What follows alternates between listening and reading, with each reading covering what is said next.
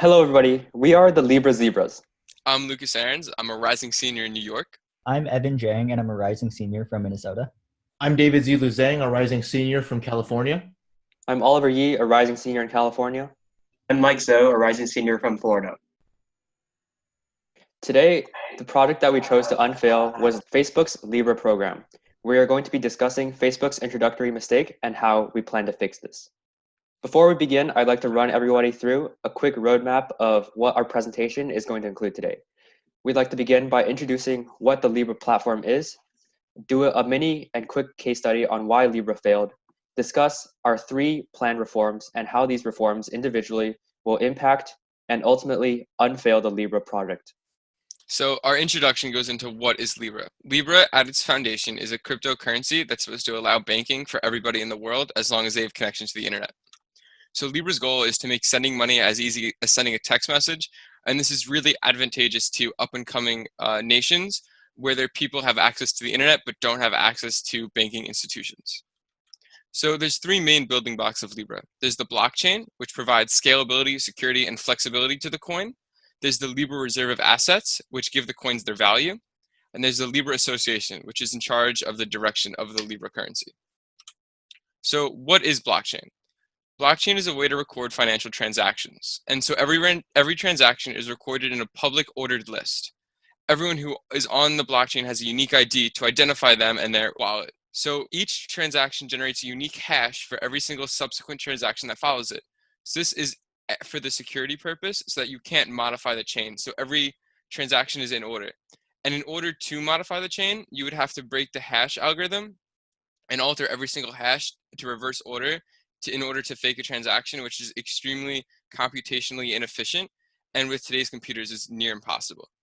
And the public has access to the ledger, which allows any individual to participate in the blockchain, which is very advantageous for countries that do not have banking systems, and it's decentralized so that anyone could join, and it protects privacy. So the Libra blockchain. Facebook created the Move programming language for the Libra currency, which allows developers to improve upon the blockchain, and it was designed specifically to lessen bugs and security issues. It does this by having data structures that cannot be cloned or destroyed, which prevents developers from having a bug that maybe changes someone's wallet balance. Libra's blockchain also uses the Byzantine fault torrent, or BFT, which enables high transaction throughput, low latency, and is more energy efficient than the proof of work used in some other blockchains. BFT only requires 2/3 of the computers in a system to approve a transaction before it goes through, where the proof of work requires 100% of the nodes in the system to approve a transaction, which is very time inefficient and computationally difficult. The Libra reserve of assets. Libra has stablecoins, which are equivalent to the local currency, and they're backed by short-term government securities and cash. And Libra also has the Libra coin, which is a weighted average of the stablecoins. The Libra coin can be used for countries that do not have a stablecoin, and it could also be used as a settlement coin between 2 currencies or between borders. So there's also the Libra Association, which is the final building block of Libra. This association is the governing body of Libra. It maintains the blockchain, directs the currency, and complies with regulations of the many different countries that Libra operates in. It is a separate entity from Facebook and is comprised of a diverse group of members to represent the global population. Now, onto the case study. For Libra, it was primarily perception, both public and administrative, that resulted in 3 primary challenges. First, when facing heavy scrutiny regarding Libra's ability to comply with existing regulatory frameworks, Zuckerberg responded with generalized and non-concrete answers, creating dissatisfaction with many politicians. Second, potential bureaucratic tangles, troubles with payment processors, and overlap with conventional banking services have dissuaded Libra backers from continuing to offer their support. And third, despite some legislators doing the research, there was still much hesitancy towards Facebook's Libra because no one fully understood the fundamentals and the implications of blockchain technology. These 3 unexpected challenges led to 3 damning roadblocks for Libra, as Libra now lacked a cohesive plan to overcome legislative challenges that Zuckerberg was unable to actually capitalize on, and as a result, he wasn't able to convince the people in Congress to be in favor of the Libra currency. Moreover, the Libra Association decided not to include the safe haven Swiss franc in the basket of currencies backing the cryptocurrency creating further uncertainty. And last of all, Libra did not reach out to the Swiss bank regulator, FINMA, about applying for a banking license before announcing its Geneva plans, casting doubt over its legitimacy as a whole. That's why rebranding the process that revolutionizes the introduction of Libra to both the US and the international community is critical, as the Libra Zebras offer a multifaceted approach that addresses the initial roadblocks that Facebook was met with. First, there is competition domestically within the United States dollar that we will address later on to actually be non-existent, and moreover, it's more of a supplemental process. And second of all, legitimacy, which was a crisis that Libra dealt with since its very introductions. And last of all, regulation, which is something that Libra had to overcome and figure out the bureaucratic tangles within.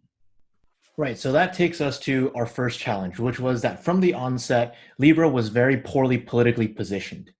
Libra was misrepresented as a threat, as a competitor to the US dollar, when in fact it was actually essential to America's future national security. This is because Libra is built off of a basket of currencies that are predominantly those of Western allies of the US, 50% the dollar, 25% the euro, 25% the British pound.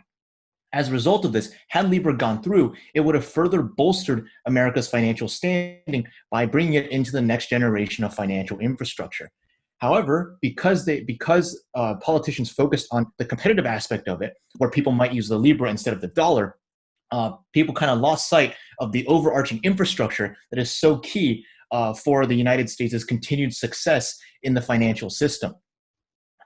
As a result, it is imperative that Facebook, instead of branding Libra as a coin, something which is more accessible to your lay audience, rather if they really honed in on its necessity as an underlying financial infrastructure that is absolutely crucial, even in the short term, just to kind of mediate the gap in time before the Federal Reserve is able to unveil their digital dollar. This is really, if anything, at the very least, a stopgap that allows the U.S. to compete with rising powers like China, who are in fact leading the charge into these next generation financial infrastructure projects. The prime comparison is how Libra was shot down by the U.S. government really quickly, whereas China has been backing both its own digital yuan, which is issued by its central bank, and also its own version of Libra, which it actually just announced last week, which is essentially what they call an East Asian digital currency. So whereas Libra is based off of the US dollar, the pound, and the euro, the Asian digital currency is actually based off of the Chinese yuan, the Japanese yen, and as well as the South Korean currency and other key strategic Asian partners that China wants to get close with. This is especially important in the context of China's overseas developmental ambitions. When you put this sort of digital yuan and the East Asian digital currency in context with the Chinese Belt and Road Initiative, you can see how China is rapidly eroding America's economic standing, especially in the nations that will become more and more powerful and more economically important as the 21st century plays out. That takes us to our second point. And the thing is that, before we can even get to this regulation, which I'm about to talk about, it first has to be okayed. It first has to be, permissible by the government, which is why it was so important to first, get that right political positioning. But once assuming that the government allows it to continue, allows it to further develop, that takes us to the big question, the big headache of regulation. How should we regulate Libra, something which, quite frankly, the world has never dealt with before? Well, starting off, we propose a 4-stage plan. The first thing is that Facebook really needs to delay their announcement, really needs to make sure that they've laid that groundwork before they come out here and before they walk into that public relations blitz and they walk into that really strict government questioning. This was an issue that Facebook faced during their original launch, and that's what contributed to a lot of their early bad publicity. If they're able to avoid this early negative publicity, they're able to, one, get more support from the government, more willingness to work with them from the government, but also they're able to ease their relationships with the big partners. And these big partners are going to be key when we move into our second and third stages of our launch and of our regulatory process.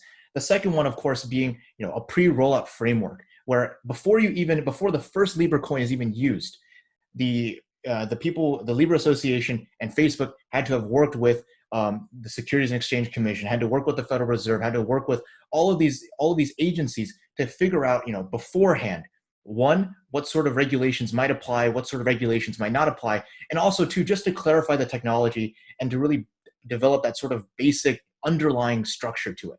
From that structure, you can move to our third stage, which is a limited launch. And this is essentially a phase of trial and error, which allows regulators to kind of iron things out. Of course, Libra is at this stage right now, but they are facing a challenge in the sense that, as Evan touched upon earlier, they're trying to launch in Geneva. However, they're in a tough spot because regulators won't let it launch until it can iron enough things out. But at the same time, it's going to be very difficult for Libra to further iron things out if they're not given the environment that they can test things out in and kind of do test runs.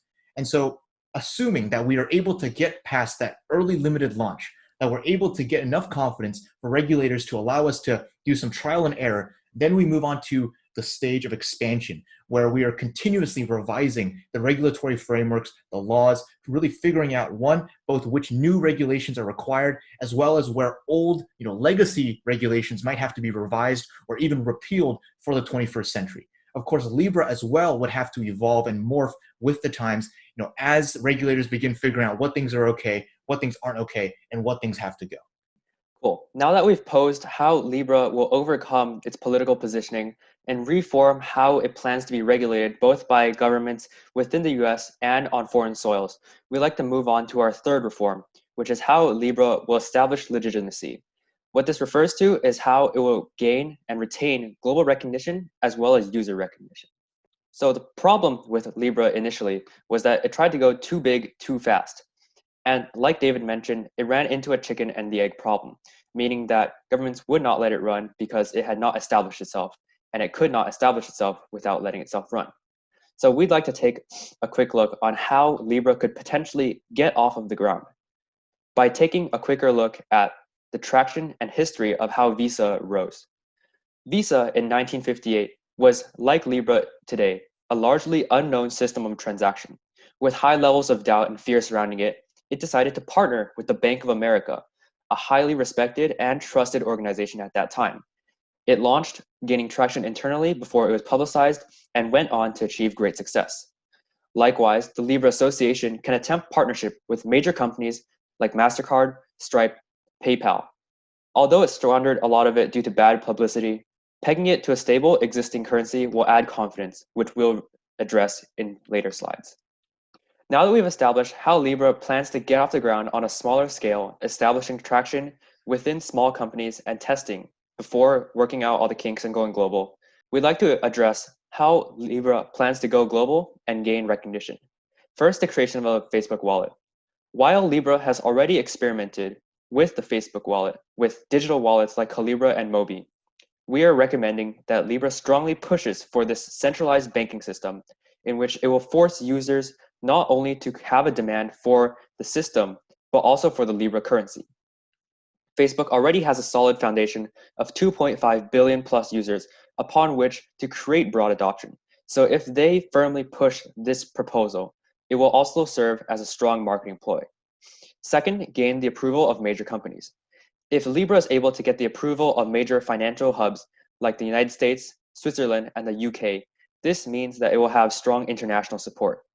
Additionally, with the implementation of stablecoins like the dollar, euro, and the sterling, it will bolster stability, as Libra is going to be remarketed as a financial framework rather than a system of currency in our remarketing plan. To gain widespread popularity, Libra must gain the trust of the global population. The Libra Zebras propose that Libra creates a Libra treasury, which contains many stable assets that back the Libra coin. It would also include a basket of major currencies such as the USD or Euro. Although we have mentioned this before, that in the current Libra Association, there exists a Libra reserve, it was not really transparent, as Zuckerberg never mentioned this at all in his address to Congress. We propose that the Libra treasury be very transparent to the public in order for them to gain some type of trust in its value.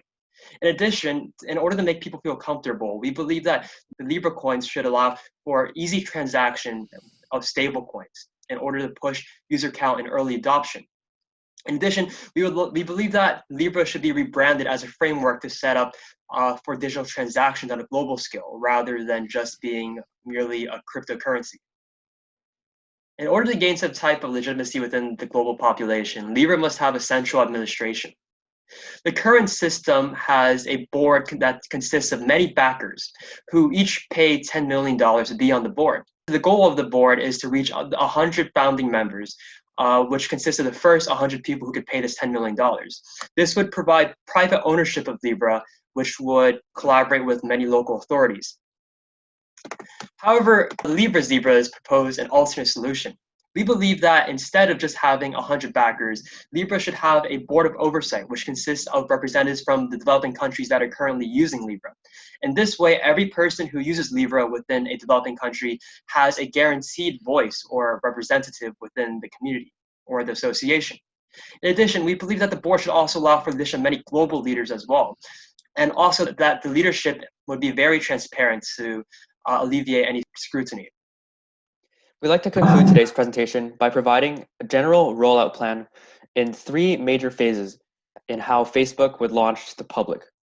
Phase 1 would include a soft launch within the Facebook community, within the Facebook workers and staff.